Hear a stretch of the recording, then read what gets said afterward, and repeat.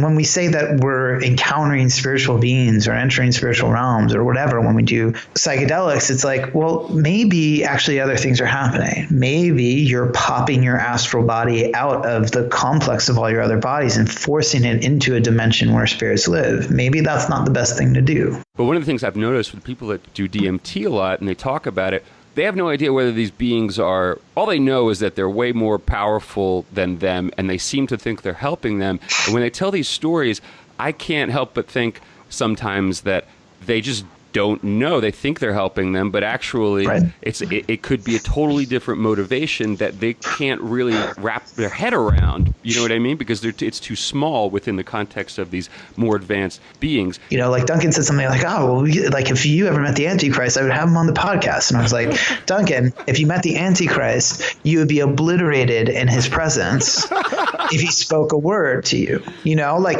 it's just not, it's like we're not talking about something you can talk. You just yeah, right, exactly. Like it's just like we're looking at the eclipse.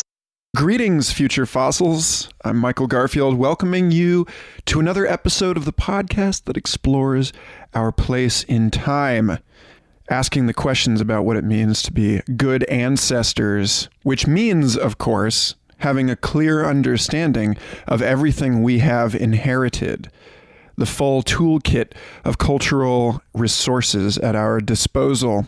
And so much of what we have inherited has been rejected, repressed for hundreds or thousands of years. We live in a world dominated by the materialist view. Use a science that, in spite of its remarkable achievements, neglects and dismisses the direct experience of the vast majority of human beings who have ever lived. And clearly, we cannot move forward in this way. Clearly, we need to retrieve cultural traditions and their insights that help us adequately address the complexities of a living and evolving world. The worldview that we have inherited from modernity is a world of static objects occupying a Cartesian grid of a mind-body duality. That's bullshit. We know it's bullshit. We've known it's bullshit in the scientific world for over 100 years, and still we abide by this reductionist view that an organism is reducible to its genes and that consciousness is an epiphenomenon of the brain. This is insane! What do we do about it? How can we move forward in a way that allows us to actually and rigorously address the problems that biology and the greater world that biology informs have posed us?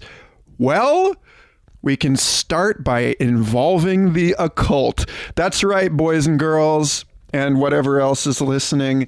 The occult. And today, with the delightful guest, Conner Habib, gay porn star and magical practitioner, and our mutual dear friend and my record producer, Mitch Mignano, aka Raven Mikhael of the Shamanic Agenda podcast. More on that later. Sit down with me today to talk about the occult dimensions of biology, how the esoteric practices of anthroposophy and related traditions understand the living world and how to properly perceive and make sense of organisms as processes unfolding through time. We also get into, of course, because this is my show, we get into, for the first time on this show, reincarnation and the possibility that the identity extends beyond the envelope of the skin and that each of us is actually the whole, focused through these motifs of harmonically resonant incarnations. But before we get into that, I want to take a moment to thank every single one of the 88 people supporting this podcast on Patreon. Patreon.com/Michael Garfield. Go there if you want access to a free and extensive history of the music and talks that I tour doing festivals with, and some of the original science fiction and science fictional essay that I've put out there. And if these conversations are enjoyable to you, then I encourage you to go check out the rest of this stuff as well. It's all motivated by the same desire to facilitate deep explorations. Special thanks to Charlie Harris, new Patreon supporter this week. Also, I want to thank all of you who have been rating this show on iTunes. Leaving a positive review of this show is hugely helpful to people that neither of us know who are going to discover your review and decide to listen to an inspiring conversation that changes their lives. So on behalf of those strangers, thank you for reviewing Future Fossils. Okay. Thank you so much for listening. I'm very, very excited that I get to share this wonderful conversation with Conner Habib and Mitch Mignano. Enjoy.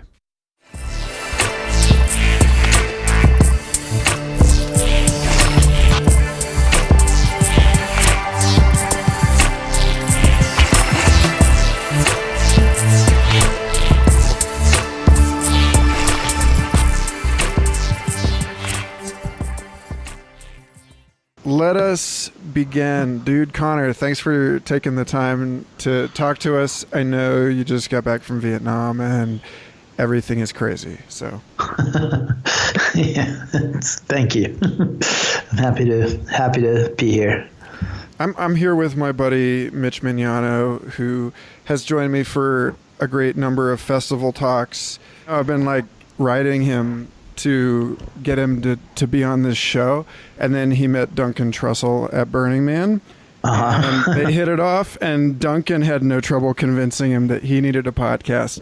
So this is, insofar as this show is a historic record, in a weird way, I feel like it's you and me. We get to sort of initiate the shaman into this shit, because I know you two guys know each other, and that this is essentially a gritty prequel podcast circle jerk now. Yeah, well, that I don't have any pants on, so it makes sense. That explains the audio only. That wouldn't stop me. No. Dude, I try to pretend that this is a smart show, and you're a smart guy. I first encountered you on another smart show. I encountered you on Eric Davis's Expanding Mind, and you were talking about your scholarship under the biologist Lynn Margulis and your fascination with the esoteric in science. So I would love to just listen to you talk about your entrance into all of that weirdness, because I find it all so fascinating. Yeah, where should I start with that? There's a lot of a lot of places. How did you end up under Lynn Margulis? Oh, well, So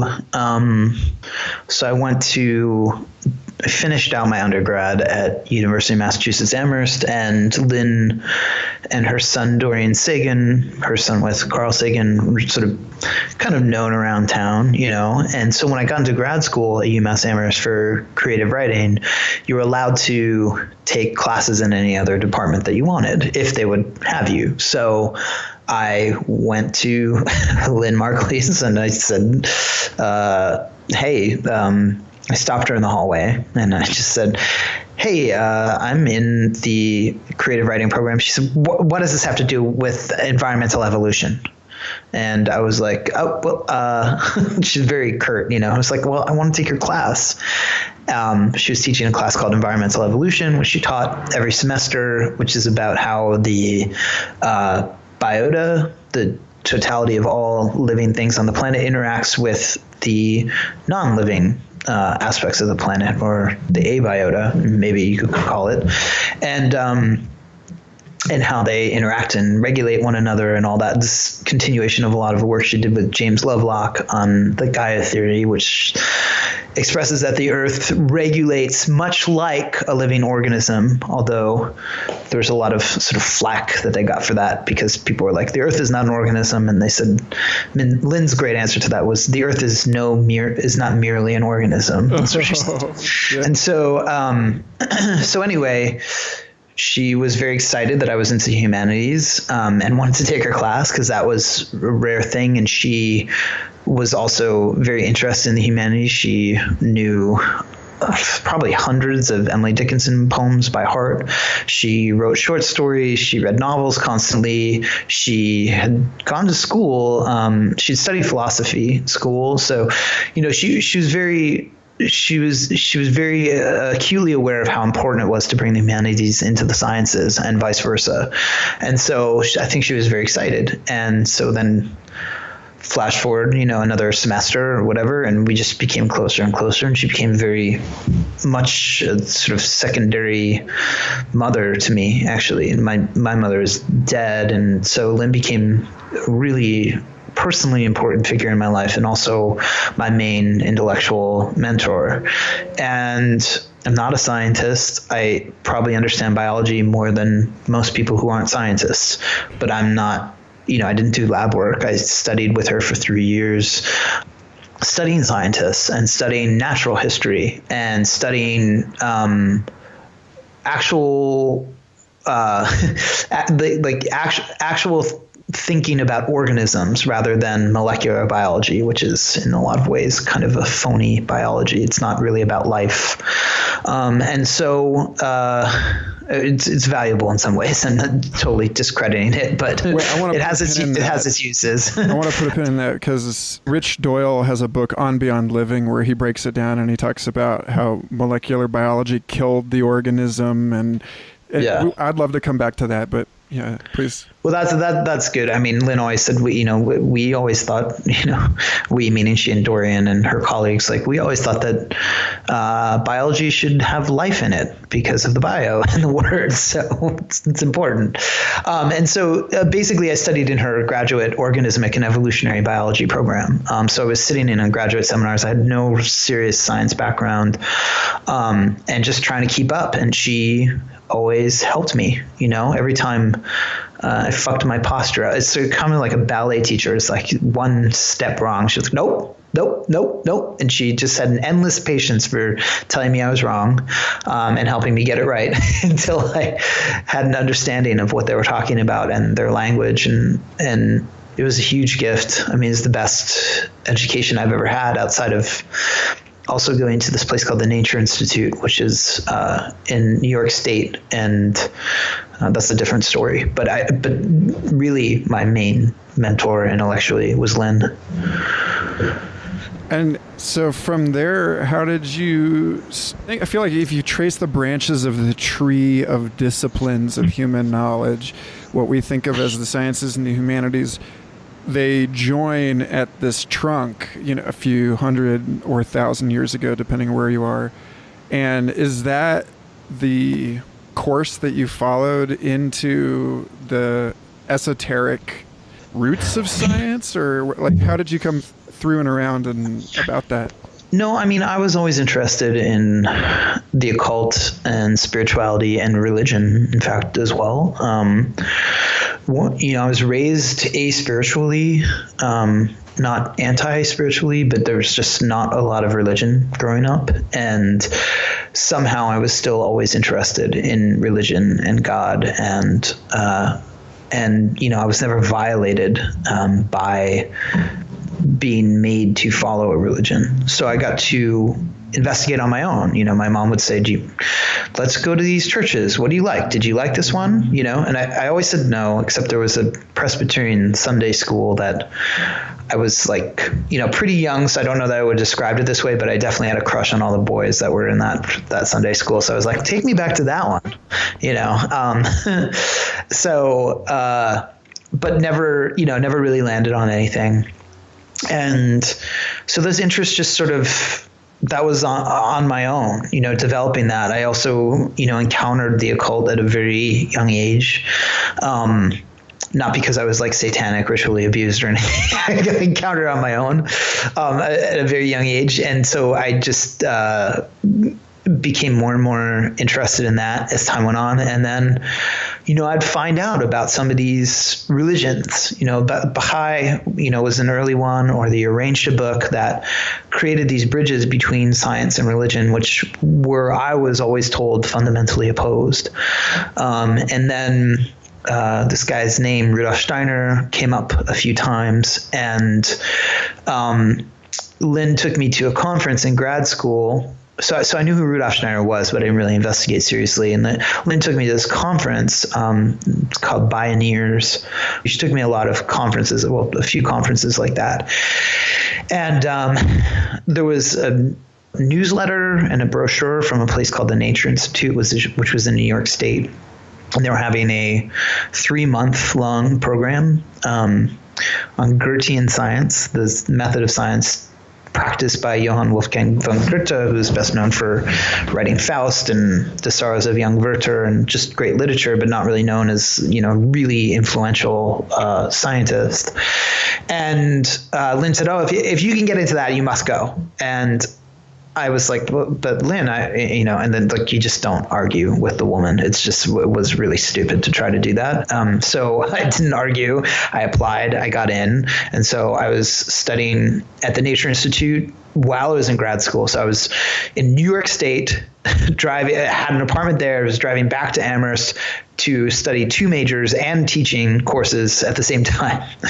And so it was a lot. And the Nature Institute, which was Goethean science, I had no idea that Goethe was a huge influence on Rudolf Steiner. I found myself living next to a Waldorf school, across the street from the Waldorf school, next to a biodynamic farm, learning about Rudolf Steiner each day, and this person and Goethe, who had bridged, not only bridged the gaps. That's too. Could I interrupt? That's not generous enough. Hey, Conner, can I interrupt you for a second? Yeah, was go ahead. The Nature Institute, that kind of anthroposophical institute run by the guy? He wrote a book called something like Gene Out of Context, like a small book. He wrote a book. It's by this guy Craig Holdridge and his wife Henrika Holdridge, and a guy named Steve Talbot started the Nature Institute, and he wrote a book called Genetics and the Manipulation of Life: The Forgotten Factor of Context, which everybody should read. This book. It's a mind-blowing book. It's amazing. It's out of print. It's so good luck. Is this just in relation to the sort of digital reduction of the organism into just the genetic sequence? No, well, that's in there. But here's the thing with the Nature Institute and Goethean science. It's much more profound than that. So that's the sort of what I would call the sort of basic move away from the kind of reductive genetic science that we have. That's great. I think a lot of people talk about that kind of stuff, Rupert Sheldrake, whatever. But these people are they're all sort of beginners, I think, when they're thinking about science.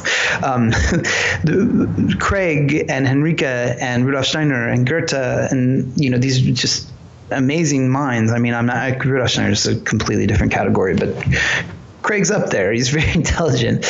They're teaching entirely new ways to see, perceive, conceptualize, encounter living beings. It is not just, we need to look at, an organism instead of looking at the genes. Richard Dawkins is reductive, all that kind of stuff. That is a profound move away. But it's kind of like, let me make a little analogy. So it's like when people are like, man, mainstream medicine is so fucked up. Just take vitamin C and, ashwagandha or whatever. It's like, well, that's great, but you're still in the same exact modality and method. You're just saying take these pills made out of these substances rather than these pills made out of these substances. Whereas an entirely different modality of healing would be, I'm going to encounter your etheric body with my etheric body, and we're going to heal each other through subtle Christian esoteric energy encounter. Right? This is a very different thing. Right? So this. Yeah, right. Or radionics. That's another great example, right? So Craig is Craig and the Nature Institute are that level of thinking about science and organisms and all that kind of stuff. It's actually a different way it's a different structure in the thought of encountering organisms, which is something very different. So yes, that's all in there. And also I don't want it to sound like that because it's much more than that. Yeah. Oh, well, by all means, go on. I mean, I understand we may have the unscrubbed ears of the uninitiated here, and there may be a program of ordeals that listeners can subscribe to if they really want to know, what it's really about. But what can you drop to us?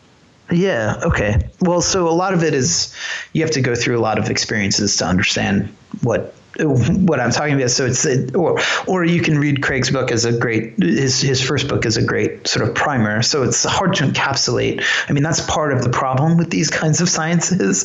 They're difficult to encapsulate in just sort of like 10-minute sound bites.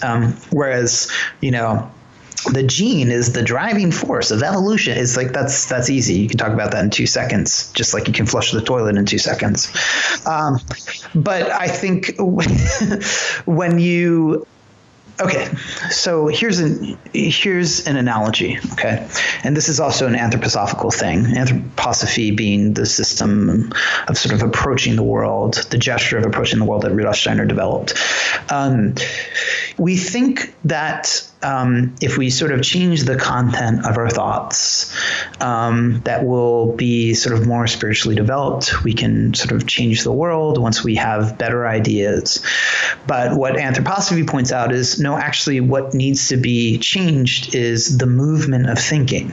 The thought is just the sort of dead husk of the movement of thinking. So can we get into the actual movement of thinking itself, apprehend and understand that? So it's like if you sort of view a sort of a set of motions that produce a thought as an object, this is just an analogy, then we want to focus on that set of motions, not the end product. So when we look at organisms in this sort of Goethean way, what we need to do is not break them down into parts. Well, this is a leg, this is a foot, this is a nose, this is an ear. We can do that, and it's not that you throw that away, but you look at the continuity between each part of the organism, how one flows into another. You begin eventually to see that organisms are not spatial beings, and they're not temporal beings either. They're actually movements or sort of dynamic evolutions that are expressed to us through time. So individual organism, not spatial. That's just not true. It's like if you see a butterfly flying around, how can you contain that in a spatial field unless you pin the butterfly, right? So the only way to determine something, an organism's existence spatially, is to kill it. So what do you do if you want to see something living? You have to do something else, which is why there's a great passage in Craig's book, first book, about extracting DNA from a mouse and all the systems of abstraction that you have to go through to extract something called DNA. And then we pretend that gives us a full understanding of an organism. But in fact, it gives us much more of an understanding of all the abstract processes that we've had to put it through to examine. It's pretty crazy to think that that's how we do science. Right now, it's not a science. It's not a science of life, So I feel that I'm not explaining well, but I am explaining well. It's just a very complicated thing. Yeah. So I think what has helped me to explain to other people is the basic Goethean meditations on the plants, and like his disagreement with Schiller, and when he realized after 20 years of meditating that all is leaf, and he actually perceived the time body unfolding, whereas other people are seeing the sort of like results of the time body in the spatial world. Yes. Yeah. So that's one of the sort of principles of a Goethean method of science, is that we observe over time rather than demanding something be. So if you really want to understand an organism, you look at its growth throughout its, cycle. You don't just its life cycle and its life history. You don't just see what's in front of you in that moment and extrapolate all the information from it. There's like Grant Morrison thing. He says this is like that really interesting thing where he talks about, when you see a person, like when he was like high or something, like whatever, he was like high and had some mystic vision or whatever, he talked about, we're all larvae. That's what he said. Like, because you could see the extension of a person through time from their birth into the future. And you just saw this one continuous, like, billowing tube moving through time, Yeah. The Slaughterhouse-Five, the Tralfamadorian view of human beings. And then also I think that's captured in the metaphor of the evolutionary tree itself. And this, this thought that, I don't know if you read Kevin Kelly, any of his like techno.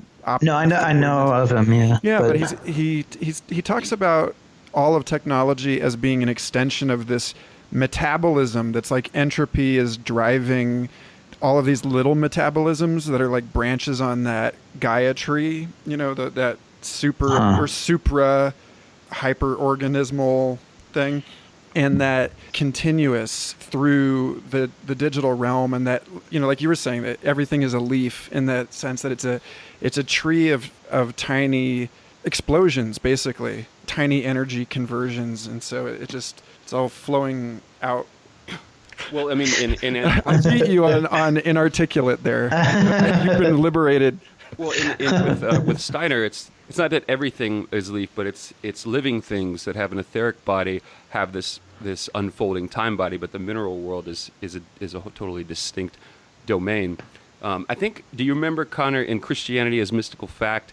Doesn't Steiner say something like the visible world is the dead corpse of God, or something like that?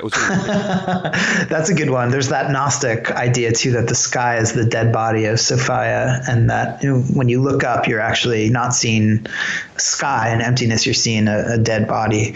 I don't remember that, but it sounds like something he would write. I mean, I think that the idea being that we often encounter death and we think it's life. There's a book by an anthroposophist who was unfortunately sort of appropriated and maybe even moved into Nazism, who nevertheless wrote these really beautiful books, Massimo Scalligero.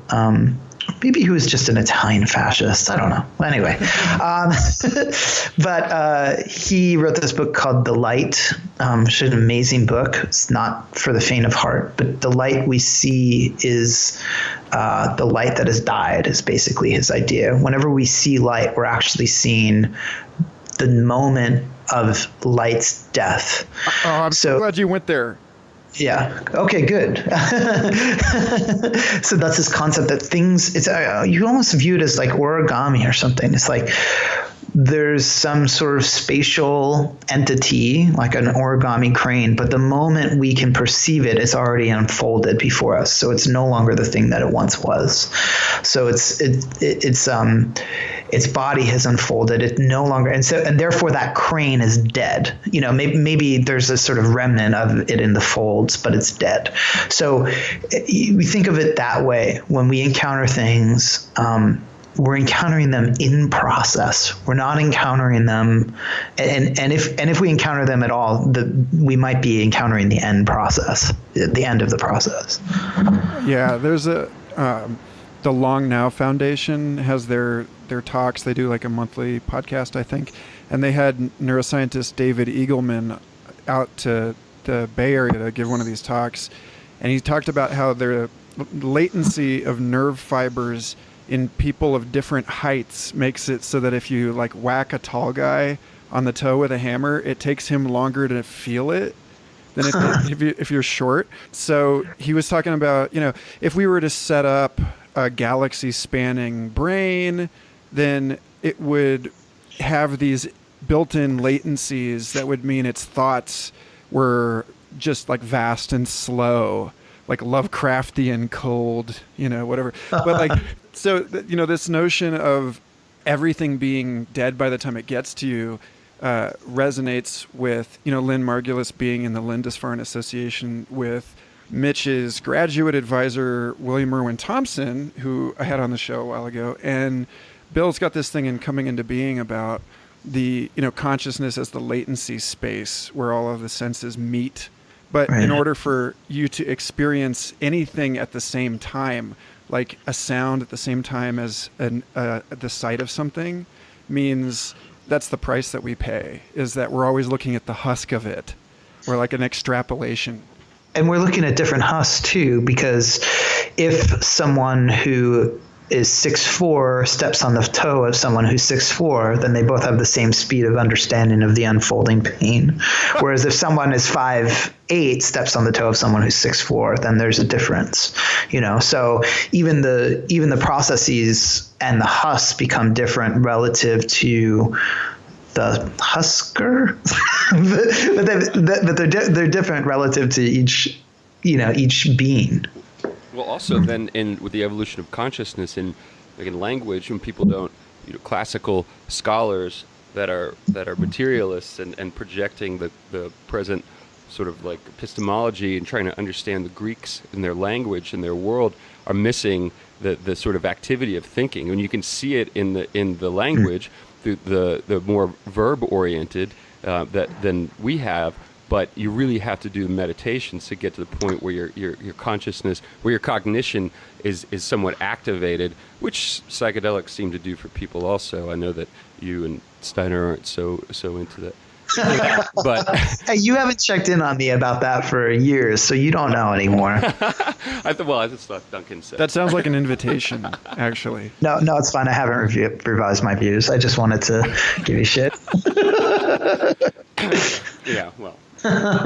In that sense, this is actually a really interesting topic in terms of esoteric biology because, I'm a huge fan of Richard Doyle at Penn State, and his book Darwin's Pharmacy, he really gets into this notion, this thesis of the relationship between psychedelics and the evolution of, human self-cognizance and syntactic language and so on, as the recapitulation of the boundary dissolving experience and the recursion of awareness onto itself that leads to what he calls the ecodelic insight, which is, that there is no inside or outside, and that those boundaries are very, extraordinarily convoluted to the point of, being a curious investigation rather than a certainty. And so in that sense, he punctuates this investigation with stories about his entity encounters in ayahuasca ceremony.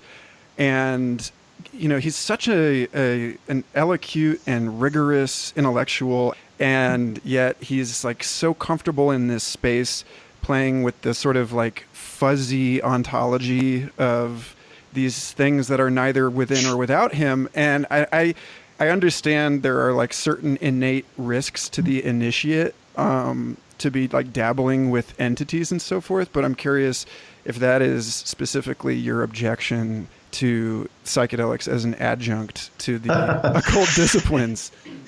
Well, there's a lot to pull apart there. I mean, first of all, let me step back and say, just do what you want. What's right for your spiritual development is not up to me. So it's not really up to me at all to say people should or should not do psychedelics.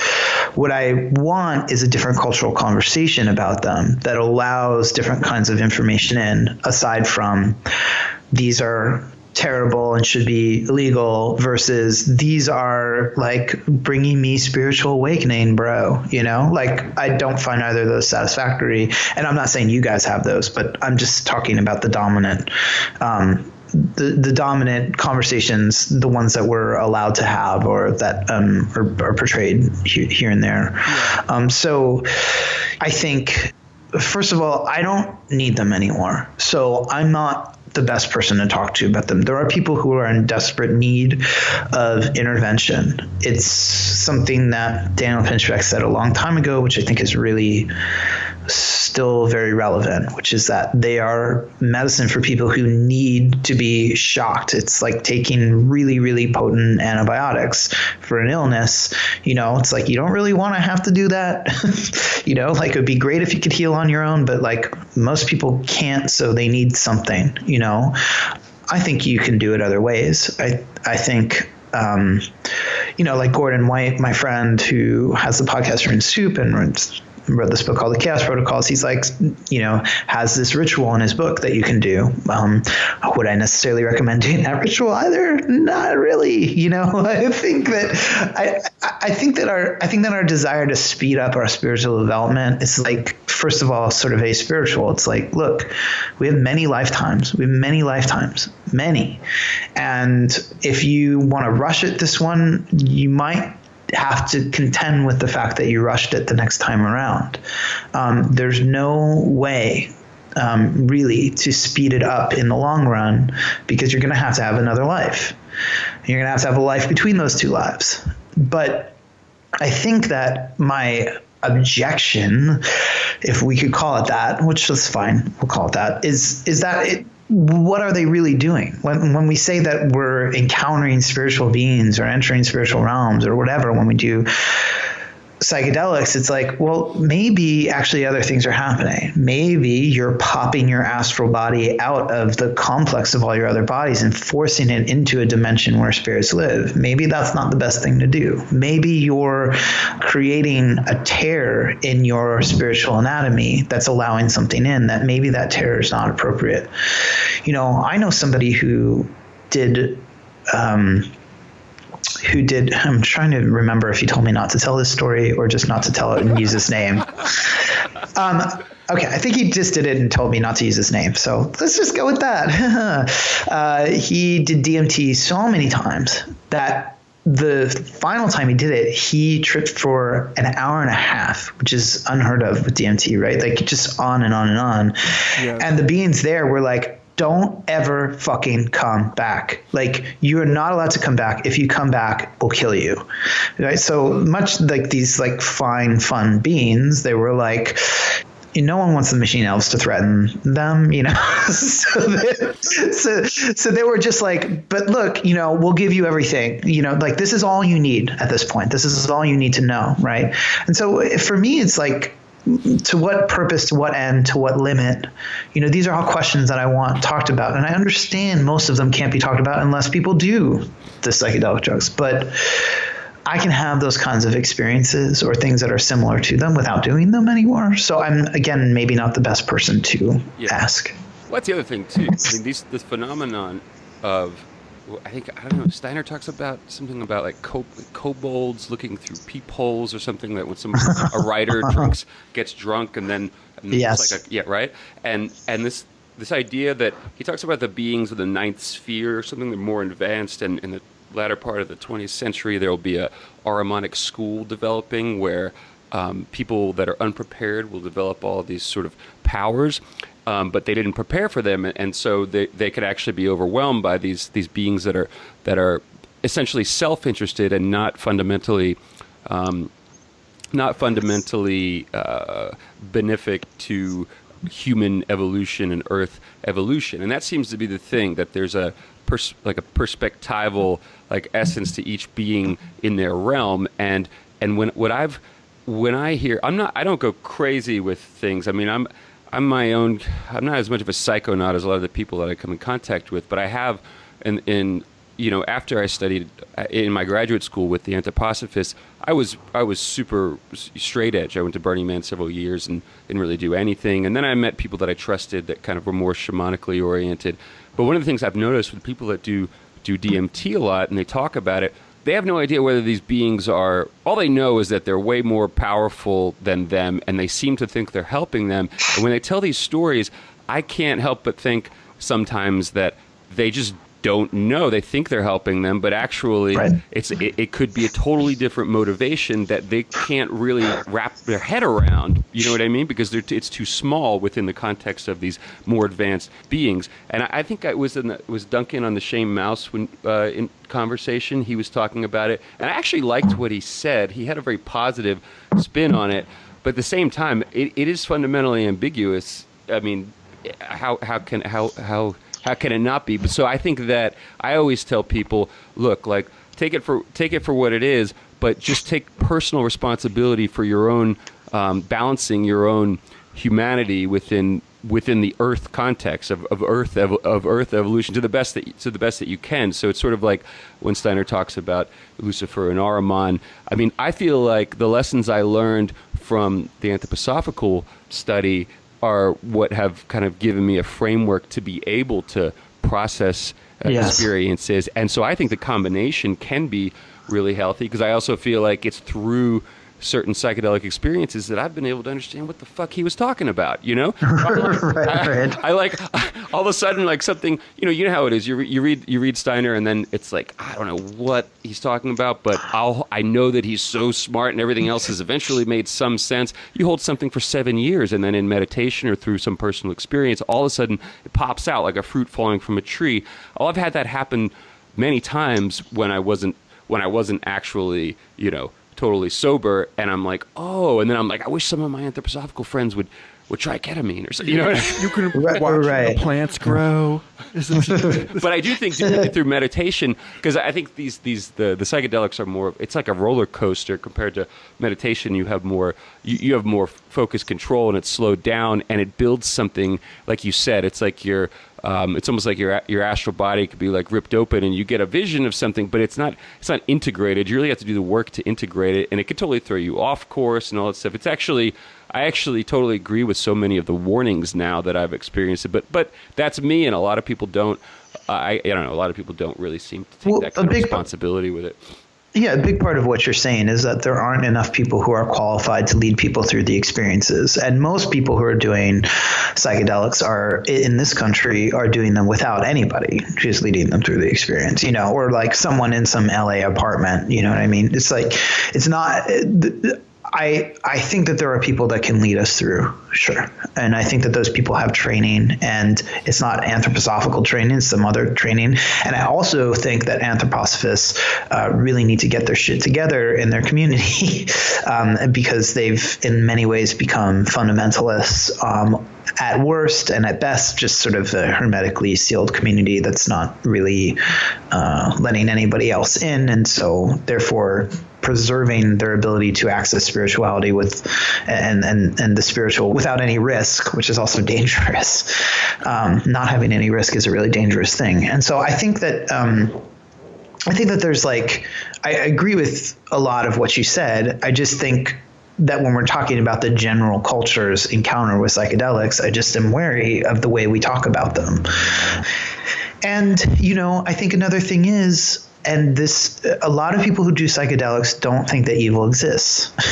So we don't mostly think that evil exists. And you can see it in the episode I did with Duncan. There's on my show Against Everyone with Conner Habib. I wanted to bring up that conversation because I'll link to that show in the notes. Okay. It's so good. But please, yeah. Oh, good. Thank you. I love Duncan, but there are a few things that I disagree with him on, and I don't need to call them all out. The only reason I'm calling this one out is because I think a lot of people share this view, which is that evil is some easily manageable, just have a conversation and investigate it kind of thing. It's not. It's a real thing that is very problematic. And, like Duncan said something like, oh, well, if you ever met the Antichrist, I would have him on the podcast. And I was like, Duncan, if you met the Antichrist, you would be obliterated in his presence if he spoke a word to you. It's just not, it's like, we're not talking about something you can talk. You just squint.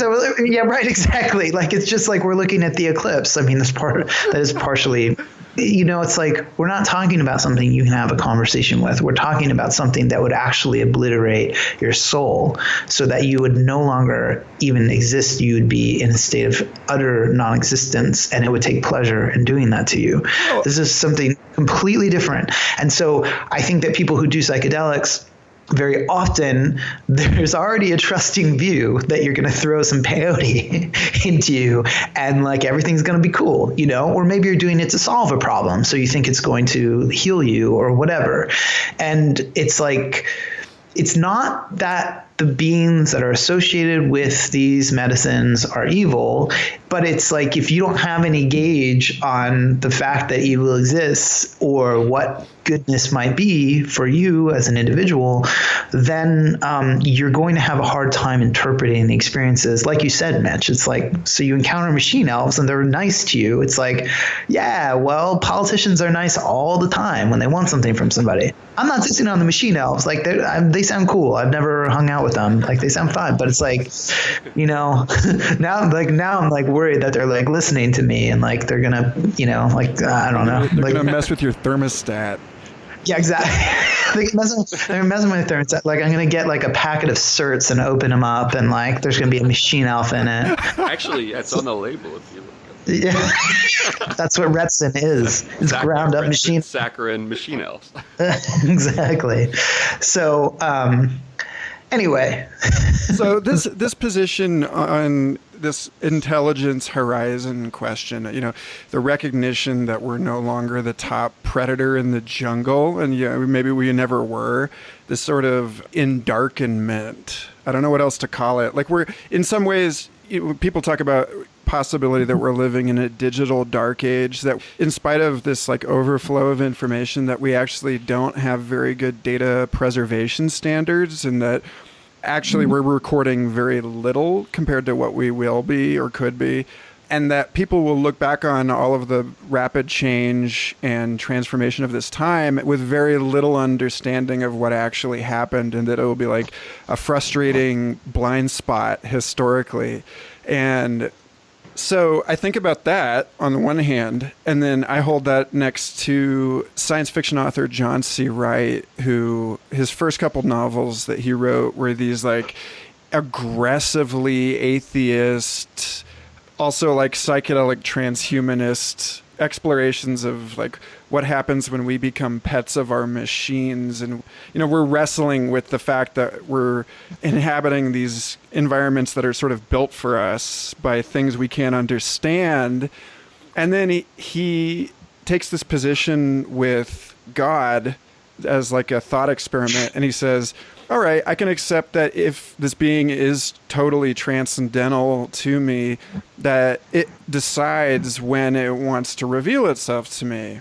That's basic theology. So there's no way I can know it without revelation, without its like, I don't know, grace or disclosure or whatever. And so he says, show yourself to me. And then 2 days later, he has a heart attack, ends up in the hospital, has like a visitation from the Holy Spirit, and converts to Catholicism in his 40s. And like goes on writing science fiction about planet-sized computer brains dictating the actuarial tables of human evolution for thousands of years, that we end up moving out into space as like pets of planet god computers. Well, I mean, if you have a god of demands, show yourself to me.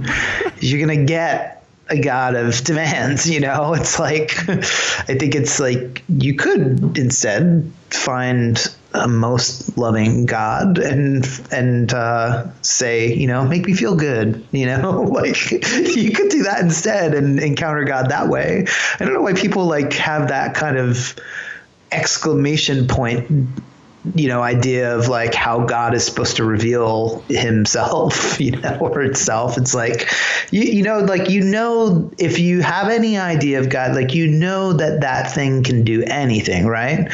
So why not, why not ask for a car? I think it's like, and that can be a revelation instead. Instead of a heart attack. Yeah. Yeah. Oh no, people don't like to think that that's how it would show up, but whatever. I want to ask you about, your time horizon as someone who believes in reincarnation, which is strangely something we've never touched on this show. And yeah, just how do you feel this in your daily life as something that like puts, pressure on your decisions or relieves pressure from your decisions? Or yeah.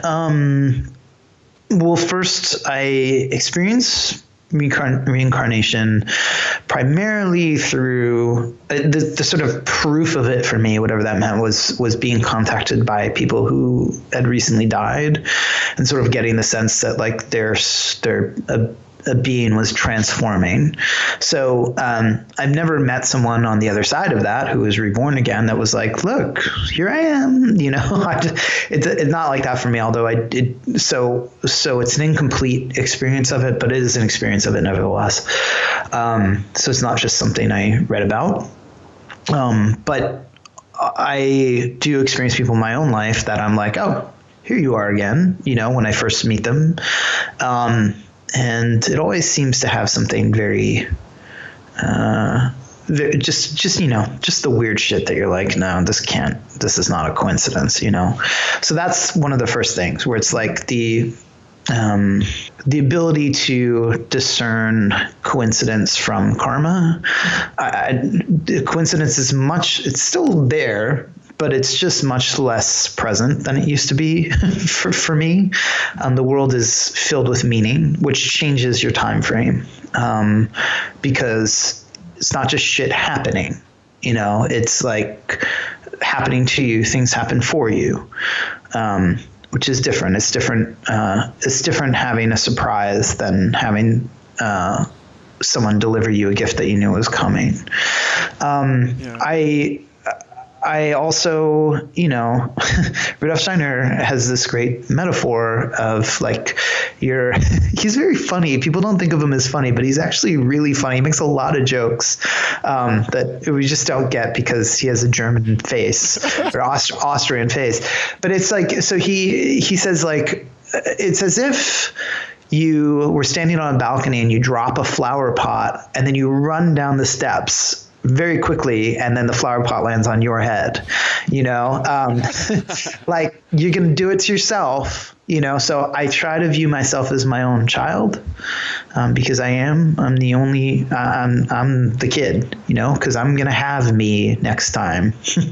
And as I've had myself before, as I've been born from myself before, and I'm going to have me after I die in the life I have, this sort of weird life I have between this life and the next. So I try to keep that in mind. I try to clear up my karma. I try to do better.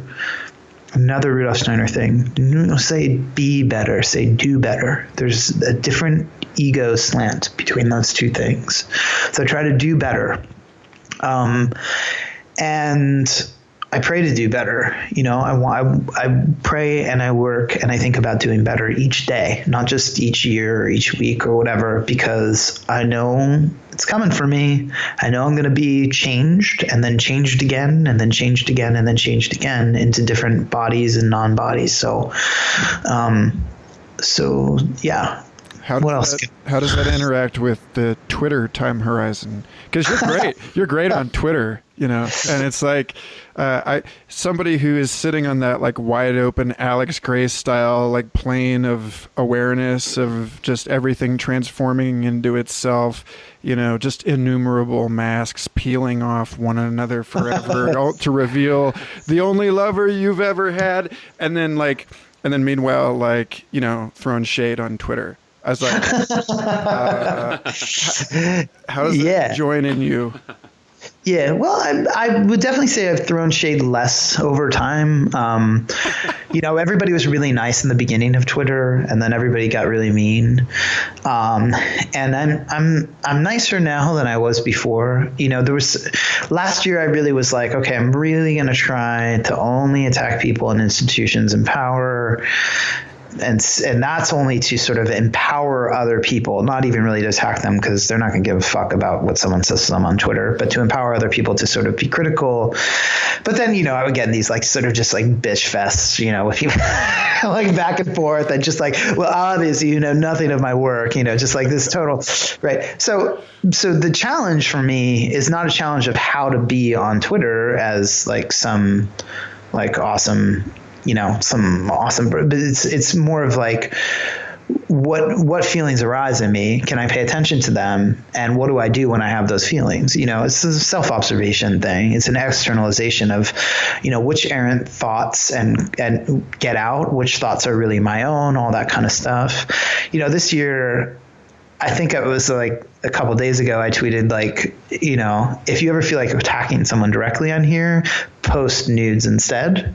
And I've posted a few nudes so far. So I'm just trying to be, not that I wouldn't anyway. That's the good thing about being me is nobody would know, oh, he's angry. They'd just be like, no, that's just Conner being naked, But I'm trying to do something different with it this year. I'm trying to make it as useful to myself and others as possible. But the challenge all along has been, why are you acting this way on here? And so it's this sort of detachment. I have this sort of detachment from the way that I interact with people on there that helps me observe myself. I think this comparison has been made a lot, that social media is like being in traffic. And I think there's something about the way that like time dilates and your dope system is stimulated every time you can let off the brake a little, and it just our attention is like grabbed and frozen in weird ways, and we feel in the belly of the beast. And it all sort of boils down to bring it back around to this thing about evil, because I love talking about evil. I've seen evil human beings, and that's definitely different from like, elder god type stuff, as far as like boss level shit is concerned. Do I have to avert my eyes or what? But I don't know. I mean, I think sometimes you can actually envelop the opponent endosymbiotically. Like the day that I was sort of non-coincidentally released early from my state supervision in Texas a couple of years ago over a nonviolent offense, I was reading Adi Da talking about like a world governance, like a world federation of everyone who, just knowing that our identity is rooted in our never abstracted, never removed, always embeddedness with each other. And I was like, just sitting in court waiting for my number to come. And it was like somehow you like reach behind things and accidentally bumped the tumbler that opened the lock. And that if you were to try and like host a podcast where you interview demons, that's like it's not going to work. And you're right, it's not going to work because there's something sort of like abrasive or aggressive about love directed in certain ways in which the other is sort of still recognized as a spiritual opponent. I don't know. Hey, whose podcast is this? Like that would definitely be a line on one of the episodes sooner or later, like where the person just realized that they were in fact not the host. I think, yeah, I get what you're saying too, is like the shape of something. It's that, photon fucking particle wave thing. It's like, if you look at a demon with love, you get a different interview than if you look at a demon with fear, And so, what exactly would you get? And in fact, a lot of them want to be looked at with love and be redeemed and neutralized, and they seek that out in people very often, which is why they can be very insistent sometimes. But even, I don't think anybody, I'm not saying you're saying this, but I don't think anybody on Twitter is evil for the most part. It's not, you can't really do, maybe Twitter itself is evil. I'm not sure, but probably not. It's probably a framework. It's probably something that's taken us away from the kind of socializing we thought we would do and change it into something else. But yeah. Well, social media, right? So I don't know if I'm going to be able to interact in this conversation without quoting Steiner. I don't know, maybe it's because it's with you, but I think I remember him saying evil is that which is out of place, that in one epoch, something that's healthy can be evil when it's disproportionately manifest in another. So when you're talking about the phenomenon of what you're talking about, social media, when people are bitching on YouTube, and it's so easy to, you're in a car or you're on a computer, there's not the person in front of you for you to sort of be sensitive to. All the ordinary cues that you're enculturated to have when you're interacting with another human being aren't there. And so there's a lopsided sort of agency.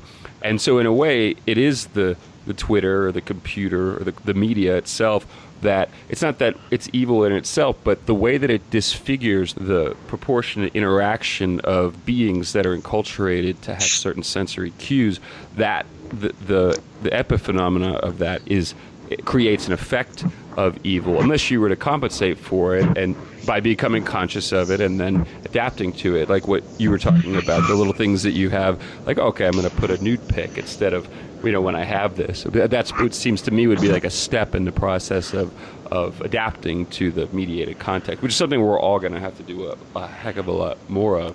It's like an immune system against the machine. Yeah, it's something like that. I mean, and interesting, a lot of people would think that the nude pics were evil, but the sort of crazed comment was not, Just ahead of your time. Yeah, right. You're right. But yes, I remember that Steiner passage too. He actually says that wolves are evil and bats are evil in that context. And you get a sense of that. It's like, why do we think that wolves are evil? It's like there's a holdover from this old attitude that's sort of like still exhibiting its excess, and we're starting to move away from that. They don't represent that to us in the same way, and probably because they're not stealing kids from cradles or whatever, because we don't live in wolf territory in the same way. But I mean, I think he also would say that there is an eternal evil that is not necessarily time bound as well. That evil sort of moves around. It's just around. And also William Owen Thompson and David Spengler talk about this in a positive way. Like, anything that sort of moves culture forward is going to look evil at first, right? And that's why, I'm not tuning my own horn here, but that's why people think that I'm evil or porn is evil, sexuality is evil, because it's pushing sexuality forward because it's demanding people look, think, encounter it. I think the social media stuff is like, the social realm is a gathering place. It's a place where we're held. It's something that's sort of can blur our identities. It can bring us together like by holding us, and so all these different, when we enter into that gathering place, all these different movements and gestures become available to us. We can infuse by it. If you think of going to a mass protest, all the kinds of interactions that can happen there, there's so many different sorts, right? And then we can carry them back into our lives. But when the social becomes sort of bound up in a social media, a different medium or a mediator, that's mediating the kinds of social that we have and the kinds that we can direct toward each other in a certain kind of way. And it's warmthless, and it wants us to sort of robotize ourselves so we can power it, so we can become its power cells. So it's really about recognizing and embracing the energy that we know we're entering into when we're on Twitter or Facebook or whatever. It's not about discarding the mediator. It's about seeing what the mediator is and engaging with it the right way. It's interesting. It's just occurred to me that you're talking about like the sort of nexus of the folk image of evil moving from the wolf and the bat of Dracula to the Matrix, which is a technological vampire that's like actually like literally draining people's life force. And it's this that's, I don't know, it just hit me that the Matrix is basically like internet Dracula. Yeah, exactly.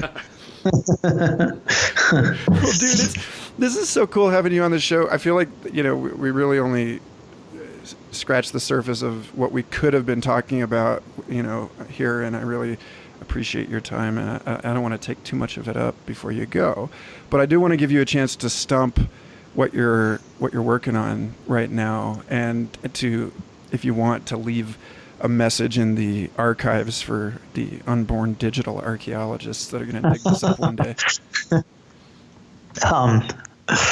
Yeah, what the fuck are you guys doing listening to podcasts? They just put them on while they're, they're like jewelry. Like since they're not physical beings in the same way, podcasts are like jewelry.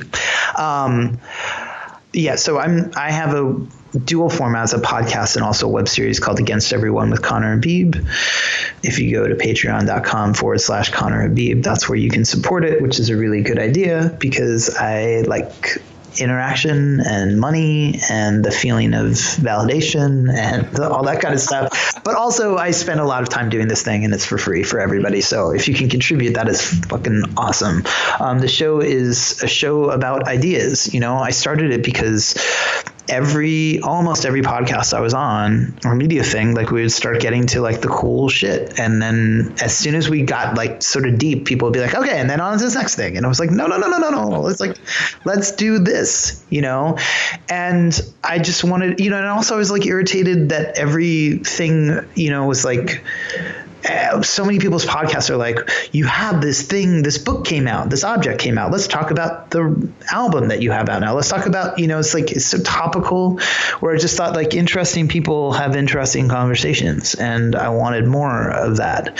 And so, I wanted to have conversations with people that, that I thought I could have good conversations with. So there's that aspect of it. And then also I give every few episodes is also a little mini lecture by me instead of me talking with someone. So I've talked about the nature of time and space, identity politics, the abolition of work, all that kind of stuff. And yeah, dude, we didn't even get into your whole your issues on the state. That piece, your early episode about statism was, I was like, oh shit, we got to talk about anarchism. But I forgot that. Well, just do what thou wilt. So that's my show, and that's like the sort of main output right now. Although I have, some articles that have been coming out, and I still use my Twitter. I have a book that is, let's say it's coming out next year, and I won't say anything else about it because I will be announcing something about it soon. So yeah, that's what I'm up to basically. Rad, dude. And Mitch, I guess I want to give you an opportunity to stump yourself and leave a message in the time capsule too, if you want to. Yeah, stump myself.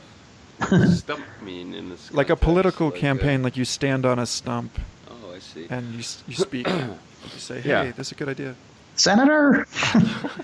Well, I don't know. I mean, I don't know what I need to say on a stump other than that.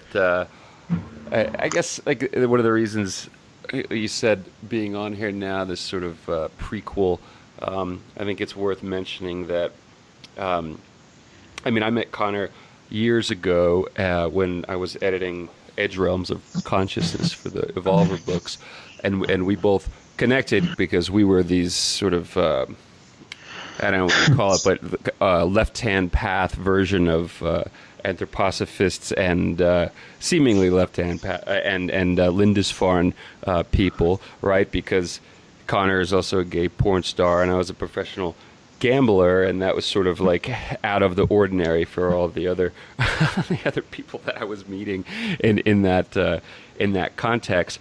And I remember when I stayed with you in San Francisco years ago, you kept mentioning this name, Duncan Trussell, and saying that you wanted to get in contact with him and get on his podcast. And I didn't hear his name for many years until I was on the road with Michael here. We drove to Eclipse and Burning Man, and Michael had started this podcast, and he was sort of, as we exchange, because we're collaborating musically, but on a different level, we're apparently collaborating cosmically, because he basically gave me a 101 course on podcasting by playing different people's podcasts, talking about where he was at. I have no intention of being on or having my own podcast at that time. But I met Duncan at Burning Man, and then again at the after party for Horizons. He was doing a live podcast recording in Brooklyn for the Horizons Psychedelic Conference after party that Symposia was holding, and we immediately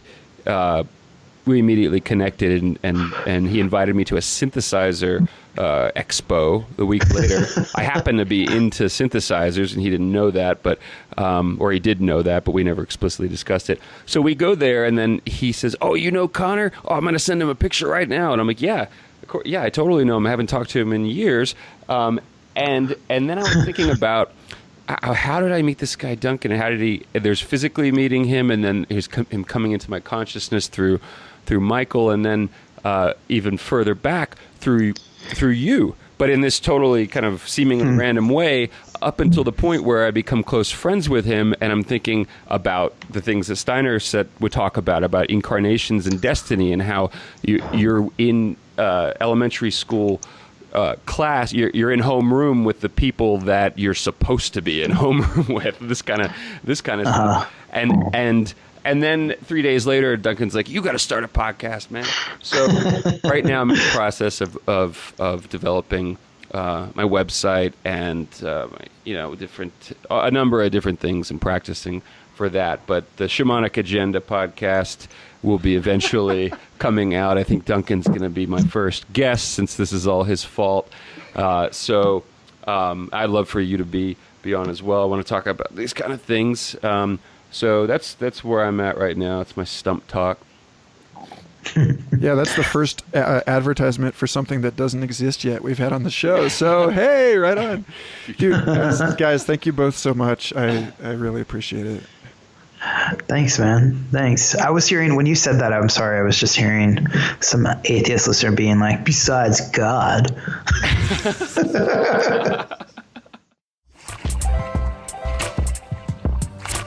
Thanks again for listening to Future Fossils Podcast, a member of the MindPod Network, along with such excellent shows as the Synchronicity Podcast, Third Eye Drops, It's All Happening with Zach Leary, and many, many more. Go to mindpodnetwork.com to check those out. And if you'd like to support the show, give us a rating on iTunes or stop over at patreon.com/Michael Garfield. Thank you, and have a most excellent eon.